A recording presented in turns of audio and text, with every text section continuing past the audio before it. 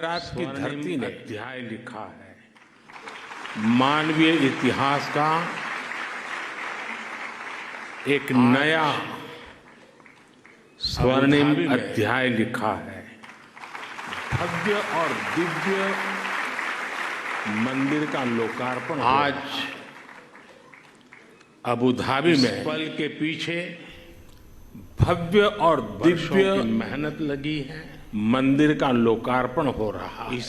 Middle ഈസ്റ്റിലെ ഏറ്റവും വലിയ Hindu ശിലാക്ഷേത്രമായി Abu Dhabi BAPS ക്ഷേത്രം പ്രധാനമന്ത്രി നരേന്ദ്രമോദി നാടിന് സമർപ്പിച്ചു.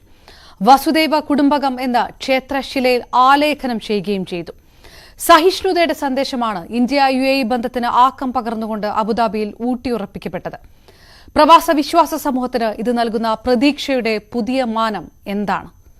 അബുദാബിയിലും അയോധ്യ പരാമർശിക്കുകയായിരുന്നു പ്രധാനമന്ത്രി നരേന്ദ്രമോദി. അയോധ്യ ക്ഷേത്രത്തിന് പിന്നാലെ അബുദാബിയിലെ ക്ഷേത്രവും ഇന്ത്യക്കാരിൽ ആവേശം നിറയ്ക്കുന്നതാണെന്ന് പ്രധാനമന്ത്രി പറയുമ്പോൾ അയോധ്യ പോലെ ബാബ്സ് മന്ദിറും ഇനി വരുന്ന തെരഞ്ഞെടുപ്പിൽ പ്രതിഫലിക്കുമോ എന്ന ചോദ്യവും ഉയരുന്നു. പരിശോധിക്കുന്നു ഗൾഫ് 18. സ്വാഗതം.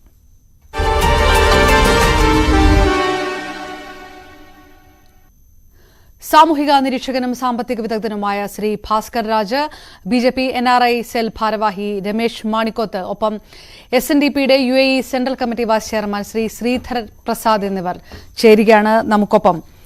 ആദ്യമായിട്ട് ശ്രീ രമേശ് മാണിക്കോത്ത്, വിശ്വാസി സമൂഹത്തിന്, പ്രവാസികളായിട്ടുള്ള വിശ്വാസ സമൂഹത്തിന് പ്രത്യേകിച്ച് പുതിയ ക്ഷേത്ര നാടിന് സമർപ്പിച്ചത് ഏത് രീതിയിലുള്ള പ്രതീക്ഷകളാണ് നൽകുന്നത്? നമസ്തേ. ഇത് ഫസ്റ്റ് ഓഫ് ഓൾ നിങ്ങളുടെ ഇൻട്രോയിലുള്ള ഇതിൽ തന്നെ എനിക്ക് ചെറിയൊരു അഭിപ്രായ വ്യത്യാസമുണ്ട്. കാരണം നിങ്ങൾ പറയുന്നത് വിശ്വാസ സമൂഹത്തിനുള്ള മോദി എന്നാണ്. ഞാൻ പറയുന്നത് അത് ഒരു മതവിഭാഗത്തിന്റെ ഒരു വിശ്വാസ സമൂഹത്തിനല്ല, മറിച്ച് ഇന്ത്യയിലെ 140 കോടി ജനങ്ങൾക്കുള്ള ഒരു അംഗീകാരമായിട്ടാണ് ഞാൻ കാണുന്നത്. വിശ്വാസത്തിനപ്പുറം ഒരു ജനങ്ങൾക്കുള്ള അംഗീകാരം. എങ്ങനെയാണ് ആ അംഗീകാരം ഉണ്ടാവുന്നത്? അത് UAE ഗവൺമെന്റിന് ഞങ്ങളോടുള്ള ഈ പ്രവാസികൾ, നൂറ്റാണ്ടുകളായിട്ട് ഇവിടെ ജീവിക്കുന്ന പ്രവാസികളുടെ അർപ്പണബോധം, അവരുടെ ആത്മാർത്ഥത, അവരുടെ സത്യസന്ധത, കൂടാതെ ഈ UAEയിലെ നിയമങ്ങൾ അത് എപ്പടി അംഗീകരിച്ച് ജീവിക്കുന്ന ഒരു സമൂഹത്തിനുള്ള ഒരു അംഗീകാരമായിട്ടാണ് ഞാൻ ഇത് കാണുന്നത്. അത് ഇതിന്റെ പ്രഭാഷണത്തിൽ ബ്രഹ്മവിഹാരി സ്വാമിജി പറയുകയുണ്ടായി, meaning of the tolerance, look at his highness Nahyan എന്നാ പറഞ്ഞത്. അദ്ദേഹത്തിന്റെ കണ്ണുകളിൽ നോക്കൂ, അദ്ദേഹത്തിന്റെ ആ ടോളറൻസിന്റെ ആ ഇത് മീനിങ് എന്താണെന്ന് മനസ്സിലാവും എന്നാ പറഞ്ഞത്. അപ്പോ ഇത് അറബ് വിശാലതയുടെ ഒരു പരിസമാപ്തിയാണ്. അത് മോദിജി പറഞ്ഞ വാക്കുകൾ, വസുദൈവ കുടുംബകം എന്നുള്ളത് വളരെ സത്യമായിട്ടുള്ള ഒരു കാര്യമാണ്. One world, one future, one family എന്നുള്ളത് വളരെ സത്യസന്ധമായ ഒരു സംഭവം. അതിന് ഉള്ള ഒരു അംഗീകാരം UAE ഗവൺമെന്റ്, ഇന്ത്യ ഗവൺമെന്റ് 140 കോടി ജനങ്ങൾക്ക് സമർപ്പിക്കുന്നതാണ്. അല്ലാതെ അതൊരു വിശ്വാസ സമൂഹത്തിനോ അല്ലെങ്കിൽ ഒരു മതവിഭാഗത്തിനോ വേണ്ടിയിട്ടുള്ളതല്ല. അതേസമയം തന്നെ അത് രാഷ്ട്രീയമായി ഉപയോഗിക്കുക എന്നുള്ളതല്ല, മറിച്ച് ഇന്ത്യൻ ജനതക്കുള്ള ഒരു അംഗീകാരമായിട്ടാണ് ഞാൻ ഇതിനെ കാണുന്നത്. UAEയുടെ ഇതുപോലുള്ള ഈ ടോളറൻസിന് വലിയ ഒരു പ്രണാമം അർപ്പിക്കുന്നു. നമ്മുടെ ഓരോ ഭാരതീയനും അഭിമാനം കൊള്ളാവുന്ന ഒരു നേട്ടമാണ് ഇതുവഴി നമ്മൾ കൈവരിച്ചിരിക്കുന്നത്. ഞാൻ തിരികെ എത്താം. ശ്രീധരൻ പ്രസാദ്, സ്വാഭാവികമായിട്ടും പ്രവാസികളായിട്ടുള്ള മലയാളികളെ അടക്കം സംബന്ധിച്ചിടത്തോളം സന്തോഷമുള്ള ഒരു കാര്യം വിശ്വാസ സമൂഹത്തെ എന്ന് തന്നെ ഞാൻ എടുത്തു പറയാൻ ആഗ്രഹിക്കുകയാണ്. സ്വാഭാവികമായിട്ടും ഏതെല്ലാം രീതിയിൽ ഒരു പുതിയ പ്രതീക്ഷകൾ, അത് നിങ്ങൾ നിൽക്കുന്ന രാജ്യം നൽകുന്ന സഹിഷ്ണുതയുടെ വലിയൊരു തലം കൂടിയാണ്. ആ തലത്തിലേക്ക് ഉയരുന്നതിന്റെ സൂചകമായിട്ട്, ഉദാഹരണമായിട്ട് കൂടിയാണ് അത്രയും വലിയ ക്ഷേത്രം അവിടെ തലയുയർത്തി നിൽക്കുന്നത്. അത് ചെറിയ പ്രതീക്ഷകളല്ല നൽകുന്നത്. അത് ഏത് തരത്തിലാണ്? നമസ്തേ. എന്നെ ഈ ചർച്ചയ്ക്ക് വിളിച്ചതിൽ വളരെ സന്തോഷമുണ്ട്. ശ്രീ രമേശ് പറഞ്ഞതുപോലെ ഇതിനെ രാഷ്ട്രീയവൽക്കരിക്കാൻ ഞാനില്ല. ഇത് രാഷ്ട്രീയപരമായി ചർച്ച ചെയ്യുവാനുള്ള ഒരു കാര്യവുമല്ല. ഒരു വിശ്വാസ സമൂഹം, നാം ജീവിക്കുന്നത് എവിടെയാണ്? ഇന്ന് UAEയിലാണ് നാം ജീവിക്കുന്നത്. ഒരു ഇസ്ലാമിക രാജ്യത്താണ് ജീവിക്കുന്നത്. ആ ഇസ്ലാമിക രാജ്യത്ത് ജീവിക്കുമ്പോൾ ഇവിടത്തെ ദീർഘവീക്ഷണമുള്ള ഭരണാധികാരികൾ എല്ലാ സമൂഹത്തെയും, വിദേശ 200-ൽ പരം രാജ്യങ്ങളിലുള്ള പല വിശ്വാസങ്ങളിൽ പല ആരാധനകളുമായി ജീവിക്കുന്ന ആൾക്കാർ ഈ രാജ്യത്ത് ജീവിക്കുന്നുണ്ട്. ഇവരെ എല്ലാം ഒറ്റ മനസ്സോടുകൂടി കണ്ടുകൊണ്ട് എല്ലാ പേർക്കും ആരാധിക്കുവാനും എല്ലാ പേർക്കും സ്വതന്ത്രമായി ജീവിക്കുവാനും ഈ രാജ്യം തരുന്ന സ്വാതന്ത്ര്യം അത് തന്നെയാണ് ഞങ്ങളെക്കുള്ള ആൾക്കാർ കഴിഞ്ഞ 44 വർഷമായി ഈ രാജ്യത്ത് ജീവിച്ച് വരുന്നത്. ഒരു ദീർഘവീക്ഷണമുള്ള ഭരണാധികാരിക്ക് മാത്രമേ ഒരു രാജ്യം പുരോഗതിയിലേക്ക് കൊണ്ടുപോകാൻ കഴിയത്തുള്ളൂ. ഈ രാജ്യത്തിന്റെ വളരെ ദീർഘവീക്ഷണമുള്ള ബുദ്ധിശാലികളായ ഭരണകർത്താക്കളെ നമിക്കുവാൻ മാത്രമാണ് ഈ സമയം ഞാൻ ഉപയോഗിക്കുന്നത്. ബഹുമാന്യനായ ഇന്ത്യയുടെ പ്രധാനമന്ത്രി ശ്രീ നരേന്ദ്രമോദിജി ഇന്ന് വൈകുന്നേരം 5:30 ആരതി ഒഴിഞ്ഞ് വിശ്വാസികൾക്കായി എല്ലാ ഇന്ത്യക്കാർക്കുമായാണ് അദ്ദേഹം ഈ ക്ഷേത്ര സമുച്ചയം തുറന്നു തന്നത്. അത് ഒരു പ്രത്യേക മോദിമയമൊന്നുമല്ല. മോദിയുടെ പേര് പറഞ്ഞ് അതിനെ ആരും കളിയാക്കാനോ രാഷ്ട്രീയപരമായി കൊണ്ടുപോകാനോ നോക്കേണ്ട കാര്യവുമില്ല. വളരെ നിപുണനായ ഒരു ഭരണാധികാരി തന്നെയാണ് ശ്രീ നരേന്ദ്രമോദി. അദ്ദേഹത്തിന്റെ ദീർഘവീക്ഷണത്തിൽ കൂടെ മാത്രമാണ് കഴിഞ്ഞ 2015 അദ്ദേഹം ആദ്യം ഇവിടെ പ്രധാനമന്ത്രിയായി ആദ്യത്തെ വിസിറ്റ് നടത്തിയപ്പോൾ നമുക്ക് 5.5 ഏക്കർ സ്ഥലം ഈ കാര്യത്തിന് വേണ്ടി ഷെയ്ഖ് ഖലീഫയിൽ നിന്നും അനുവദിച്ചു തന്നത്. അതിനുശേഷം അത് 7.5 ഏക്കറാക്കുകയും 13 ഏക്കറാക്കുകയും ഇതിന്റെ പ്രവർത്തനം തുടങ്ങിയപ്പോൾ ഷെയ്ഖ് മുഹമ്മദിനോട് അദ്ദേഹം ആവശ്യപ്പെട്ടതനുസരിച്ച് അത് 27 ഏക്കറാക്കി കൊടുക്കുകയും ചെയ്തു. അപ്പോൾ ഈ രാജ്യത്ത് ജീവിക്കുന്ന ഇന്ത്യക്കാരായ ആൾക്കാർ എത്ര മര്യാദയോടും നിയമമനുസരിച്ചും ആണ് ജീവിക്കുന്നതെന്ന് ഇവിടുത്തെ ഭരണാധികാരികൾക്ക് നല്ലതുപോലെ അറിയാവുന്നത് കൊണ്ട് തന്നെയാണ് ഇന്ത്യ മഹാരാജ്യത്തിന് മറ്റൊരു ക്ഷേത്ര സമുച്ചയം, ഒരു ശിലാക്ഷേത്രം ഇവിടെ അബുദാബിയിൽ. ഓക്കെ, റൈറ്റ്, യെസ്, ഞാൻ തിരികെ എത്താം. ശ്രീധരൻ പ്രസാദ്, താങ്കളുടെ വിലയിരുത്തലുകൾക്ക് ശേഷം ശ്രീ രമേശ് മാണിക്കോത്ത്, അയോധ്യ ഇതുപോലെ ഉറ്റുനോക്കിയ ഒരു ക്ഷേത്ര തുറന്നു കൊടുക്കൽ കൂടിയായിരുന്നു, ക്ഷേത്ര പ്രതിഷ്ഠാ ചടങ്ങ് കൂടിയായിരുന്നു. അതിനുശേഷം ഒരു സ്പിരിച്വൽ ഒരു യാത്ര അല്ലെങ്കിൽ അങ്ങനെ ഒരു ആധ്യാത്മിക ടൂറിസം എന്ന് പറയുന്ന ഒരു വലിയ ഒരു ഓപ്ഷൻ പോലും അയോധ്യയെ കേന്ദ്രീകരിച്ച് തുറക്കുകയുണ്ടായി. ഇപ്പോൾ UAE സംബന്ധിച്ചിടത്തോളം ഇന്ത്യയിൽ നിന്ന് UAE എത്തുന്ന ഇന്ത്യക്കാരുടെ എണ്ണം അത് ഓരോ വർഷവും കൂടുന്ന സാഹചര്യമാണ്. ഇതിന് ഒരു സ്പിരിച്വൽ മോഡ് കൂടി ഇത് നൽകുന്നു. അബുദാബിയിൽ കൂടി വിസിറ്റ് ചെയ്താൽ ഈ രീതിയിലുള്ള ഒരു ആധ്യാത്മിക അധ്യായം കൂടി തുറക്കാൻ കഴിയുമെന്നുള്ളൊരു പ്രതീക്ഷ വിശ്വാസ സമൂഹത്തിനെ സംബന്ധിച്ചിടത്തോളം ഉണ്ടാകുന്നു. ഒരുപക്ഷെ അത് വിശ്വാസികളല്ലാത്തവർക്കും ആ സ്ഥലം സന്ദർശിക്കാനുള്ള ഒരു താല്പര്യം അതിനകത്തുണ്ടാവും. അങ്ങനെ ഒരു സ്പിരിച്വൽ മോഡ് കൂടി തുറന്ന് നൽകുന്നുണ്ടോ ബാബ്സ് മന്ദിരം?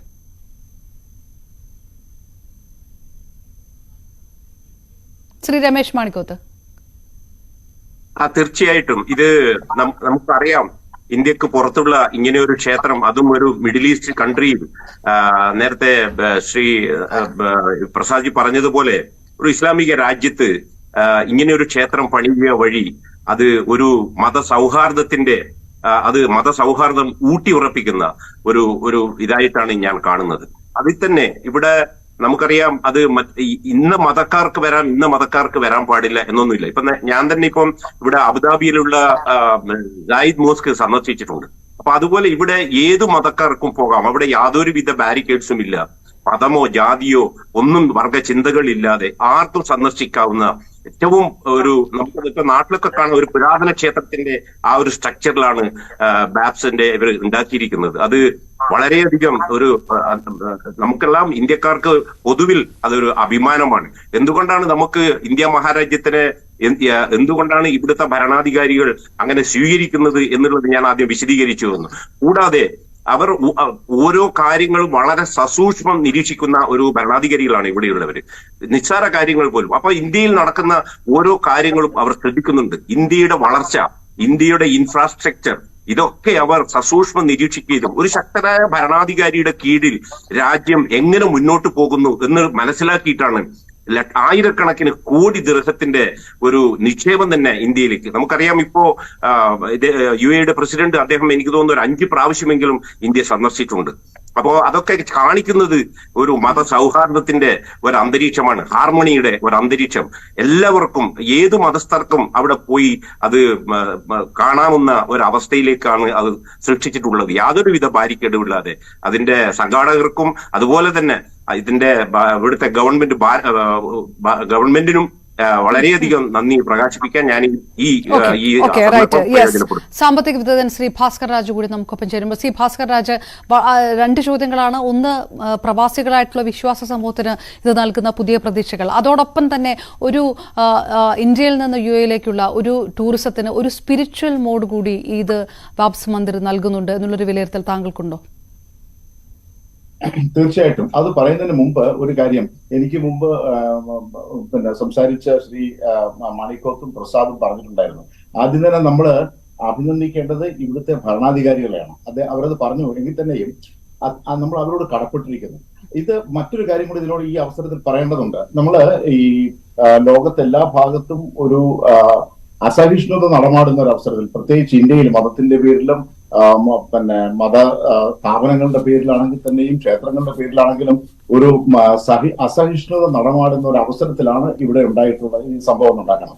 കാരണം ഇവിടെ ഉണ്ടായിട്ടുള്ള ക്ഷേത്രങ്ങളെ പറ്റി, ഇതൊരു മുസ്ലിം കൺട്രിയാണ്, എന്നിട്ടും ഇവിടെ ക്ഷേത്രങ്ങളിൽ പണിയുന്നതിന് വേണ്ടിയിട്ടോ, അതായത് 60കളിൽ തന്നെ, അതായത് 60 വർഷം മുമ്പ് തന്നെ ഇവിടെ ഒരു ക്ഷേത്രം ഉണ്ടായിരുന്നു, പണിഞ്ഞിട്ടുണ്ടായിരുന്നു. ഒരു ശിവക്ഷേത്രമാണ് ബർദുബായിലെ.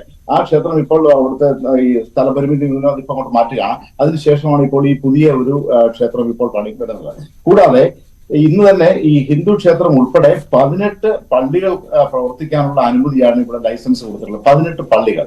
അതോടൊപ്പം തന്നെ ജൂതന്മാർക്ക് ആരാധനയ്ക്ക് വേണ്ടിയിട്ട് ഒരു സിനഗോഗും കൂടെ പണി നടത്തിക്കൊണ്ടിരിക്കുകയാണ് അപ്പോൾ. പിന്നെ കൂടാതെ ഒരു കോംപ്ലക്സ് വരുന്നുണ്ട്, സർവ്വമതങ്ങളുടെ എല്ലാ ജാതിക്കാർക്കും മതക്കാർക്കും അതുപോലെ തന്നെ അവരുടെ ആരാധനാലയങ്ങളും കൂടെ വരുന്നതിന്റെ ഒരു കോംപ്ലക്സ് തന്നെ വന്നുകൊണ്ടിരിക്കുകയാണ്. അപ്പൊ ഈ അവസരത്തിൽ നമുക്ക് കിട്ടുന്ന ഒരു മെസ്സേജ് എന്ന് പറയുന്നത് കഴിഞ്ഞാൽ എന്തുകൊണ്ടാണ് ബഹുസ്വരതയോടൊപ്പം തന്നെ നമുക്ക് സഹിഷ്ണുത കൂടെ വേണം എന്നുള്ളതിന് കാണിക്കുന്നതാണ്. മറ്റൊരു കാരണം എന്ന് പറഞ്ഞു കഴിഞ്ഞാൽ ലോകത്തെങ്ങും ഇല്ലാത്തതാണ് ഇവിടെ ഒരു മിനിസ്ട്രി ഉണ്ടെന്നുള്ളതാണ്, സഹിഷ്ണുതയ്ക്ക് വേണ്ടി മാത്രമായിട്ട്.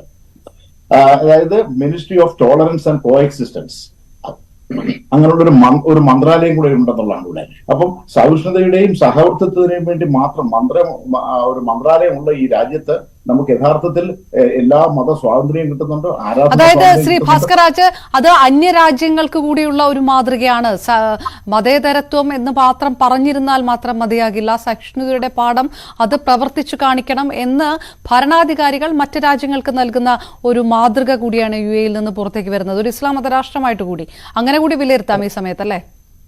തീർച്ചയായിട്ടും. അതുകൊണ്ടാണ് പറഞ്ഞത്, ഈ ബഹുസ്വരതയുടെ ആണെങ്കിലും അസഹിഷ്ണുതയുടെ ആണെങ്കിലും ഒരു മറ്റു പല സ്ഥലങ്ങളിൽ, പ്രത്യേകിച്ച് ഇന്ത്യയിൽ പോലും അത് നടമാടുന്ന ഈ ഒരു അവസരത്തിൽ നമ്മൾക്ക് കിട്ടുന്ന ഒരു പാഠം കൂടിയാണെന്ന് നമ്മൾ ഉൾക്കൊള്ളണമെന്ന് പറയുന്നത്.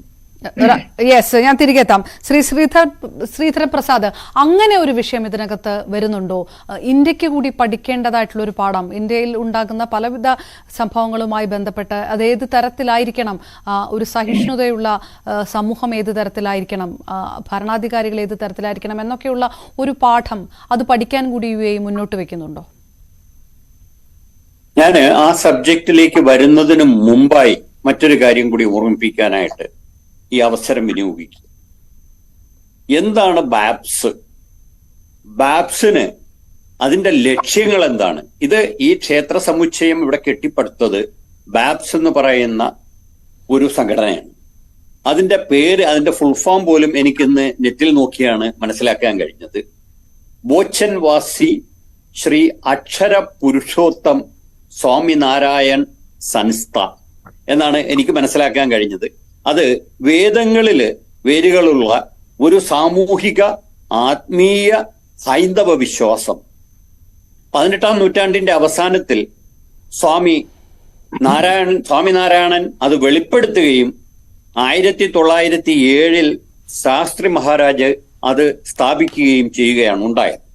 ഈ ലോകത്ത് നാം അഭിമുഖീകരിക്കുന്ന ആത്മീയവും ധാർമ്മികവും സാമൂഹികവുമായ വെല്ലുവിളികളെയും പ്രശ്നങ്ങളെയും അഭിസംബോധന ചെയ്യുക എന്നതാണ് ഇതിന്റെ സ്ഥാപക ഉദ്ദേശം. അപ്പൊ ഒന്ന് ആലോചിക്കുക, ഏകദേശം 200 വർഷങ്ങൾക്ക് മുമ്പ് തന്നെ ഈ ഒരു ഉദ്ദേശത്തോട് കൂടിയാണ് ഇതിന്റെ ലക്ഷ്യം തന്നെ ഇതാണ്.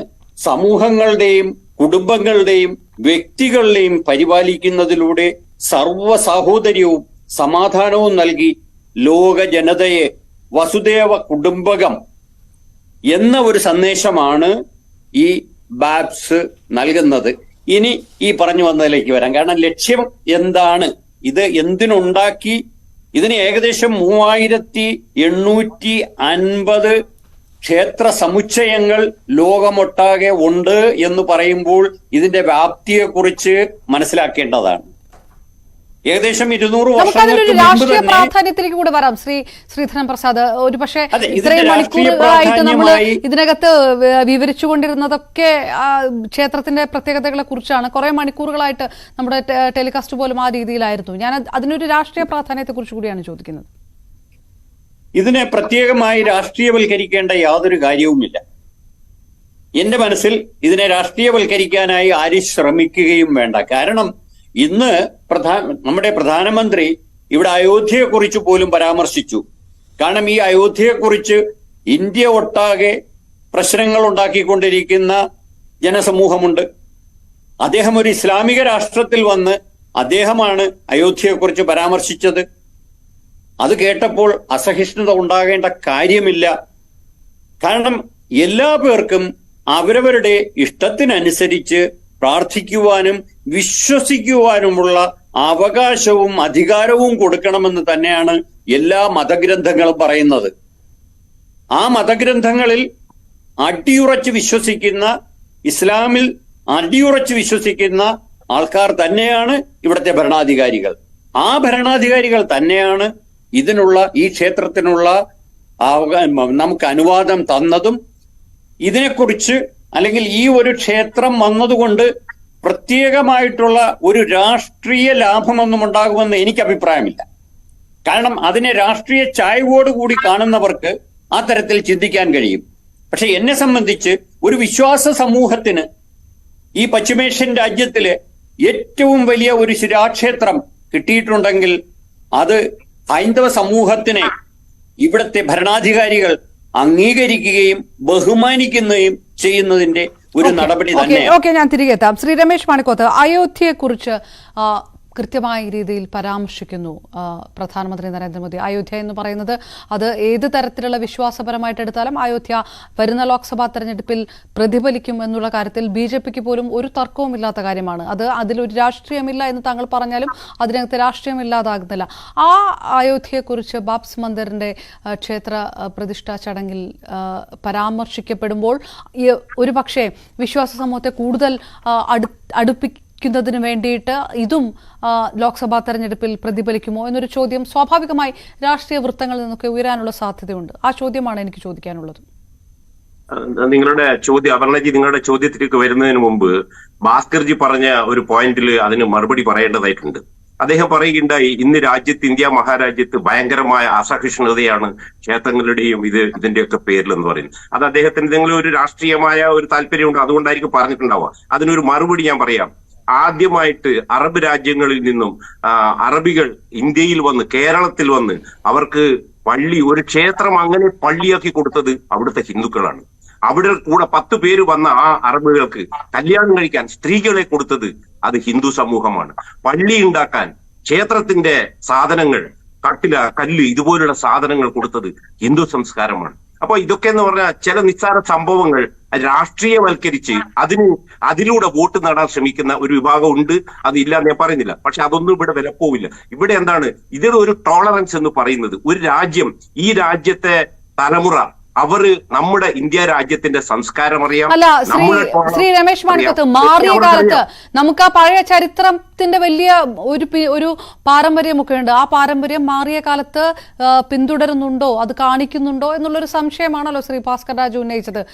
സമകാലിക ഇന്ത്യയിൽ നടക്കുന്ന പല വിഷയങ്ങളും അതിനാധാരമായിട്ട് ഉദാഹരിച്ചാലും തെറ്റൊന്നും പറയാൻ കഴിയില്ല. അല്ലല്ല, അത് നിങ്ങൾക്ക് തെറ്റായി തോന്നില്ലെങ്കിൽ എനിക്ക് തെറ്റായിട്ടാണ് തോന്നുന്നത്. കാരണം 140 കോടി ജനങ്ങളുള്ള ഒരു രാജ്യത്ത് ഇത് ചെറിയ ഒരു 3 ലക്ഷം 4 ലക്ഷം അല്ല 3 കോടി ജനങ്ങളല്ല, 140 കോടി ജനങ്ങളുള്ള ഒരു രാജ്യത്ത് അവിടെ ഇവിടെയൊക്കെ സംഭവങ്ങൾ ഉണ്ടാവാം. അതിനെ വക്രീകരിച്ച് അല്ലെങ്കിൽ വിശാലമായി പറഞ്ഞുകൊണ്ട് രാഷ്ട്രീയ നേട്ടം നേടുന്ന ആൾക്കാരുണ്ട്. അതുകൊണ്ട് ആ വിഷയത്തിലേക്ക് ഞാൻ വരുന്നില്ല, അത് പറഞ്ഞ തീരില്ല ഇവിടെ. അതുകൊണ്ട് അത് വിടാം. കാരണം ഇവിടുത്തെ ഭരണാധികാരികൾക്ക്, UAE ഭരണാധികാരികൾക്ക് ഇന്ത്യ എന്താണെന്നും ഇന്ത്യയിലെ സംസ്കാരം എന്താണെന്നും അവരുടെ സഹിഷ്ണുത എന്താണെന്നും വളരെ കൃത്യമായിട്ട് അറിയാം. ഞാൻ നേരത്തെ പറഞ്ഞപ്പോഴാണ് പറഞ്ഞു, ഓരോ സംഭവങ്ങളും അവർ വളരെ കൃത്യമായി നോട്ട് ചെയ്യുന്നുണ്ട്, വളരെ കൃത്യമായി അവർ നോട്ട് ചെയ്യുന്നുണ്ട്. അതുകൊണ്ടാണ് അവിടെയുള്ള ഇതിനു വേണ്ടി അവർ വീണ്ടും ഇന്ത്യയിലേക്ക് വീണ്ടും സംരംഭങ്ങളും സാമ്പത്തികമായ ഇതും ഇൻവെസ്റ്റും ചെയ്യുന്നത്. പിന്നെ അയോധ്യയുടെ വിഷയം പറഞ്ഞു. അയോധ്യയുടെ വിഷയം അത് ആദ്യമേ എല്ലാവരും പറഞ്ഞ വർഷങ്ങളായി, ഇതിപ്പം BJP വന്നപ്പോഴോ അല്ല RSS വന്നപ്പോഴോ ഒന്നും ഉണ്ടായ വിഷയമല്ല. ഇത് നൂറ്റാണ്ടുകളായിട്ട് നിലനിൽക്കുന്ന ഒരു വിഷയമായിരുന്നു. അതൊന്നും BJP എടുത്ത് കൊണ്ടുവന്നതല്ല, RSS എടുത്ത് കൊണ്ടുവന്നതല്ല. അവിടെ നൂറ്റാണ്ടുകളായി നിലനിന്നിരുന്ന ഒരു തർക്കം. ജനങ്ങൾ ആ സമയത്തെ കോടതിയിൽ പോയിരുന്നു. ഈ പാർട്ടികളൊന്നും വരുന്നതിന് മുന്നേ കോടതിയിൽ കേസ് നിലവിലുണ്ടായിരുന്നു. അപ്പൊ അത് BJP അത് ഏറ്റെടുത്തു, ശരിയാണ്. അത് അവരുടെ ഒരു അഭിമാനമായിട്ട് അവരുടെ തെരഞ്ഞെടുപ്പ് പ്രകടനത്തിൽ പറഞ്ഞതാണ്. അതാണ് മോദിജി പറഞ്ഞത്, അല്ലാതെ അതിൽ രാഷ്ട്രീയമൊന്നും കാണേണ്ടതില്ല. ഇതാണ് എന്റെ അഭിപ്രായം. അതുപോലെ ബാബ്സ് മന്ദിരം പ്രതിഫലിക്കുമോ എന്നാണ് ചോദിച്ചത്. ഒരു പക്ഷേ പ്രവാസികളുള്ള വീടുകളിലെ കുടുംബങ്ങൾ അടക്കം ഇത് നേരിട്ട് തന്നെ ഇത് പ്രതിഫലിക്കുന്ന ഒരു സാഹചര്യത്തിലേക്ക് കാര്യങ്ങൾ പോകുമെങ്കിൽ അത് എളുപ്പമായിരിക്കുമല്ലോ BJPയെ സംബന്ധിച്ചിടത്തോളം. അങ്ങനെ എളുപ്പം കണ്ടിട്ട് BJP ഉണ്ടാക്കിയതൊന്നല്ല. BJP അതിലൊരു റിക്വസ്റ്റ് ചെയ്തു ഇവിടുത്തെ ഭരണാധികാരികൾ അത് തിരിച്ചറിഞ്ഞു. നമ്മുടെ പ്രസാദ്ജി പറഞ്ഞതുപോലെ ആദ്യം 2.5 ഏക്കർ കൊടുത്തു, പിന്നെ 5 ഏക്കർ കൂട്ടിക്കൊടുത്തു, പിന്നെ 13 ഏക്കറായി. അത് 27 ഏക്കറിലേക്ക് വ്യാപിച്ചത് അത് അവർക്കെല്ലാം അറിയുന്നത് കൊണ്ടാണ്. അതിനൊരു രാഷ്ട്രീയ പ്രാധാന്യമൊന്നുമില്ല. പറഞ്ഞ ഇതില്ലേ ഈ കാര്യത്തിൽ ഒരു രാഷ്ട്രീയമായ ശ്രീ രമേശ് മാണിക്കോത്ത്, ശ്രീ ഭാസ്കർ രാജ്, താങ്കൾക്ക് ഒരു പക്ഷേ ഒരു എതിരഭിപ്രായം പറയാൻ കാണും. പക്ഷെ അപ്പോഴും ഞാൻ ചോദിക്കുന്നത്, അയോധ്യയെക്കുറിച്ച് പരാമർശിച്ചപ്പോൾ സ്വാഭാവികമായിട്ടും തെരഞ്ഞെടുപ്പിൽ ഈ പശ്ചിമേഷ്യൻ ദൗത്യവും പ്രതിഫലിക്കുകയില്ലേ? ആ രീതിയിലേക്കുള്ള പ്രചാരണങ്ങളിലേക്ക് കടക്കുകയില്ലേ BJP? അതിനുള്ളൊരു സാധ്യത തള്ളിക്കളയാൻ സാധിക്കുമോ? ഇല്ല, ഇത് നമ്മളൊരു രാഷ്ട്രീയ ചർച്ചയായിട്ട് കൊണ്ടുപോകണമെന്നുള്ളത് എനിക്ക് ആഗ്രഹമില്ല. ആദ്യം തന്നെ രമേഷ്ജിയോട് എനിക്കൊരു മറുപടി പറയാനുള്ളത്, ഞാനൊരു ഒരു പാർട്ടിയുടെ പേരിലോ വേറൊന്നും ഞാൻ ആകെ കാണിച്ചതെന്ന് പറഞ്ഞു കഴിഞ്ഞാൽ ഇവിടുത്തെ ഏറ്റവും വലിയ ഉദാഹരണം സഹിഷ്ണുതയ്ക്ക് വേണ്ടിയിട്ടുള്ള ഒരു മന്ത്രി ഉണ്ടെന്നും അതുപോലെ കോ എക്സിസ്റ്റൻസിന് വേണ്ടി മന്ത്രി ഉണ്ടെന്നും ഇത് മാതൃകയാക്കണമെന്ന് മാത്രമേ ഞാൻ പറഞ്ഞുള്ളൂ. അതില്ല എന്നൊരർത്ഥം താങ്കൾക്ക് വ്യാഖ്യാനിക്കുന്നുണ്ടെങ്കിൽ ഒരു പക്ഷേ അത് ശരിയായിരിക്കാമല്ലോ.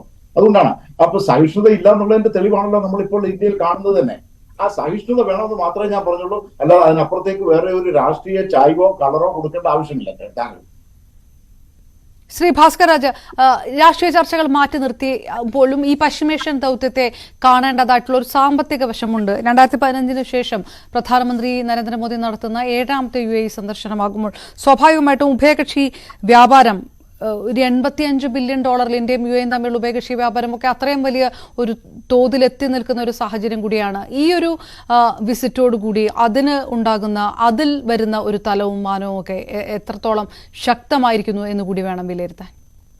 യഥാർത്ഥത്തിൽ നമ്മൾ അതാണ് ചർച്ച ചെയ്യേണ്ടതെന്ന്. അദ്ദേഹത്തിന്റെ വരവോടുകൂടി ഉണ്ടായിരിക്കുന്നത് ഇവിടെ നേരത്തെ ഉണ്ടായത് 2015 മുതൽ ഇന്ത്യയുമായിട്ടുള്ള UAEയുടെ വ്യാപാര ബന്ധം വളരെയധികം ശക്തമായിക്കൊണ്ടിരിക്കുകയാണ്.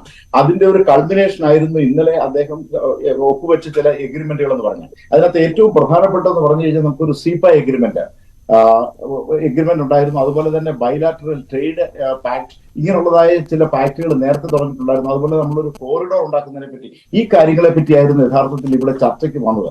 ഇത് ഇന്ത്യയും UAEയും തമ്മിലുള്ളതായ വ്യാപാര ബന്ധം ശക്തമാകുന്നതിനും അതൊരു പുതിയ തലത്തിലേക്ക് നീങ്ങുകയും ചെയ്യുകയാണ്. ഇതിനൊരു പ്രധാന കാരണം എന്ന് പറയുന്നത് അദ്ദേഹത്തിന്റെ ഒരു വ്യക്തി പ്രാധാന്യം തന്നെയാണ്.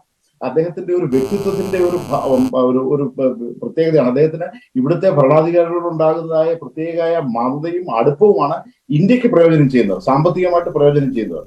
അതുകൂടാതെ വേറെ ഒരു എഗ്രിമെന്റ് അദ്ദേഹം ഇന്നലെ സൈൻ ചെയ്തിട്ടുണ്ടായിരുന്നു. UPI എന്ന് പറഞ്ഞാൽ UPI റൂപേ കാർഡിന്റെ ഒരു പേയ്മെന്റ് ഉണ്ടായിരുന്നു. ഇവിടെ അത് ഇഷ്യൂ ചെയ്തിരിക്കുകയാണ്. ആ കാർഡിന്റെ ഒരു പ്രാധാന്യം നമ്മൾ മനസ്സിലാക്കണം. ഇന്ത്യയിലെ UPI പ്ലാറ്റ്ഫോമിൽ ഉണ്ടാക്കിയിട്ടുള്ള ഒരു കാർഡാണ് റൂപേ. അതായത് നമ്മുടെ ക്രെഡിറ്റ് കാർഡിന്റെയാണ്, അല്ലെങ്കിൽ വിസ മാസ്റ്റർ കാർഡ് പോലുള്ള ഒരു കാർഡാണ് ഇഷ്യൂ ചെയ്ത് ഇന്ത്യ നേരത്തെ ഇഷ്യൂ ചെയ്തിട്ടാണ്. ഏതാണ്ട് 750 മില്യൺ കാർഡ് ഹോൾഡേഴ്സിന്റെ. അതിന്റെ മാതൃകയിൽ UAE ഇവിടെ ഇന്നലെ ഉണ്ടായിരുന്ന ജയ്ബാൻ എന്നുള്ള പേരിൽ ഒരു കാർഡ് ഇഷ്യൂ ചെയ്തിട്ടുണ്ട്.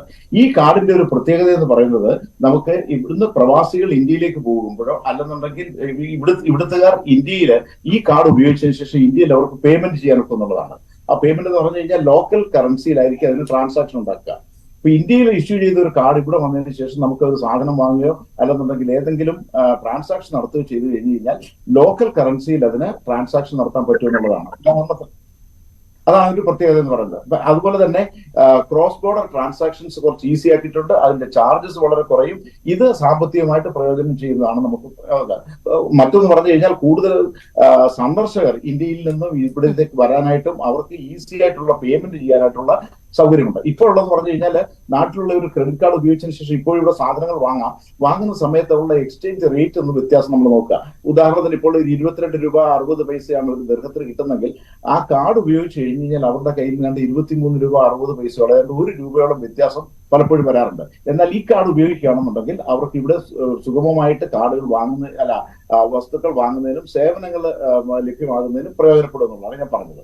അത് ഇദ്ദേഹത്തിന്റെ ഈ ഗവൺമെന്റിന്റെ ഒരു വലിയ നേട്ടം തന്നെയാണ് ഇങ്ങനെയുള്ളതായ എഗ്രിമെന്റ് ഈ ഗവൺമെന്റുമായിട്ട് ഉണ്ടാക്കിയത്. അതുപോലെ തന്നെ സീപ എന്ന് പറഞ്ഞിട്ടുണ്ട്, കോംപ്രിഹെൻസീവ് ഇക്കണോമിക് പാർട്ട്ണർഷിപ്പ് എഗ്രിമെന്റ്. ആ എഗ്രിമെന്റ് അനുസരിച്ചിട്ട് നമുക്ക് ഇന്ത്യയും UAE തമ്മിലുള്ള വ്യാപാര ബന്ധം വളരെയധികം വർദ്ധിച്ചുകൊണ്ടിരിക്കുകയാണ്. അതായത് $100 ബില്യൺ നമ്മൾ അത് ലക്ഷ്യമിടുന്നത്. ഇപ്പോൾ തന്നെ ആദ്യത്തെ വർഷം തന്നെ ഏതാണ്ട് 80 ബില്യൺ പോലും ആയി കഴിഞ്ഞു എന്നുള്ളതാണ്. അപ്പം 5 വർഷത്തിന് മുൻപായിട്ട് തന്നെ അത് എത്തിച്ചേരും. അപ്പം നമുക്ക് ഈ രാജ്യങ്ങൾ തമ്മിലുള്ളതായ ബന്ധങ്ങളും അതുപോലെ തന്നെ സുഗമമായിട്ട് നമ്മുടെ സംരംഭകർക്ക് അവിടെ ഇന്ത്യയിൽ പ്രവർത്തിക്കുന്നതിന് വേണ്ടിയിട്ടും ഇന്ത്യൻ സംരംഭകർക്ക് ഇവിടെ പ്രവർത്തിക്കുന്നതിന് വേണ്ടിയിട്ടുള്ളതായ സുഗമമായ ഒരു സൗകര്യം അദ്ദേഹത്തിന്റെ ഈ വരവ് കൊണ്ടുണ്ടായി. ഇത് നേരത്തെ തുടങ്ങിയതാണ്, അത് പുതിയ തലത്തിലേക്ക് നീങ്ങുന്നു എന്നാണ്. Okay, right. ശ്രീധരൻ പ്രസാദ്, അവസാനിപ്പിക്കുന്നതിന് മുൻപ് സാമ്പത്തികമായിട്ട് പ്രവാസ സമൂഹത്തിന് വഴി തുറക്കുന്ന വലിയ ചില സാധ്യതകളെ കൂടിയാണ് ശ്രീ ഭാസ്കർ രാജ് വ്യക്തമാക്കുന്നത്.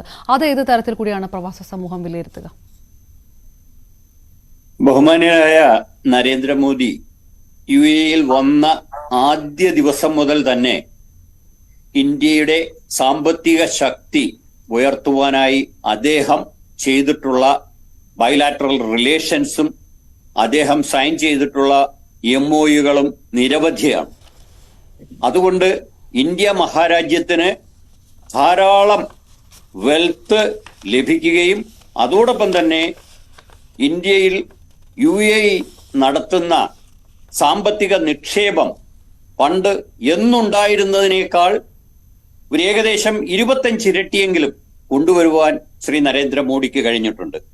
അദ്ദേഹത്തിന്റെ ഈ സന്ദർശനത്തിലും അദ്ദേഹം ഒരു സ്ഥലത്ത് പോയാലും ഇന്ത്യയെ ഡെവലപ്പ് ചെയ്യുവാൻ വേണ്ടിയുള്ള കാര്യങ്ങൾ അവിടെ ആ രാജ്യത്ത് ഉള്ള ഭരണാധികാരികളുടെ അടുത്ത് എത്തിക്കുകയും സുഗമമായി നമ്മുടെ രാജ്യത്ത് വന്നാൽ അവർക്ക് പ്രവർത്തിക്കുവാനും അവിടെ ഇൻവെസ്റ്റ് ചെയ്താൽ അവരുടെ പണം തിരിച്ചു കിട്ടും എന്നുള്ള ഒരു ഗ്യാരണ്ടിയും കൊടുക്കുവാൻ അദ്ദേഹത്തിന് കഴിഞ്ഞിട്ടുണ്ട്.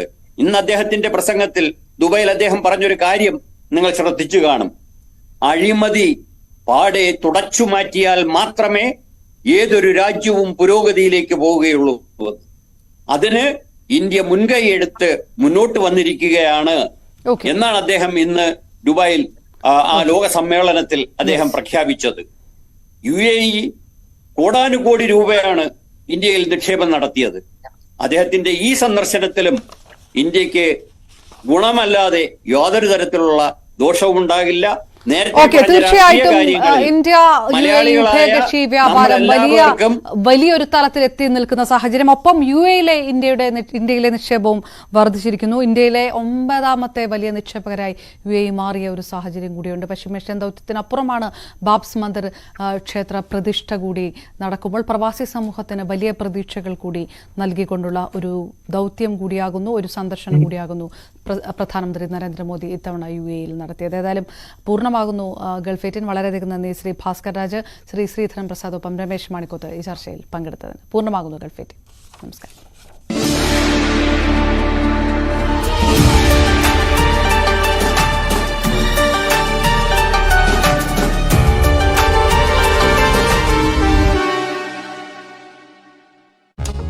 കടവ സ്വദേശി വിനീതിനെയാണ് ഇനി പിടികിട്ടാനുള്ളത്. കഴിഞ്ഞ ദിവസം മറ്റു പ്രതികളായ ഷമീർ, വിജോയ്, ദിൽഷൻ എന്നിവരെ നോർത്ത് പോലീസ് അറസ്റ്റ് ചെയ്തിരുന്നു.